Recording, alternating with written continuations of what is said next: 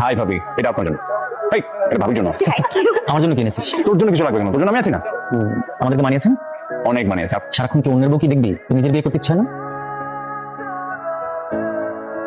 মাশাআল্লাহ। আমি সরি, আপনার লাগেনি তো? না না, আমার একদমই লাগেনি। তুমি ঠিক আছো তো? একদম ঠিক আছে। তোমার নাম কি? বৃষ্টি। নেহা আমার বেস্ট ফ্রেন্ড। কি কি আছে এতে? নিজের হাতে বানানো একটা পাঞ্জাবি ভাইয়ের জন্য, তোর জন্য কিছু ড্রেস আর কিছু বেবি ড্রেস বেবি ড্রেস লাগবে তো। না পারিসও। ঠিকঠাক। বৃষ্টি তোর ফোন। আচ্ছা, আমি আসতেছি।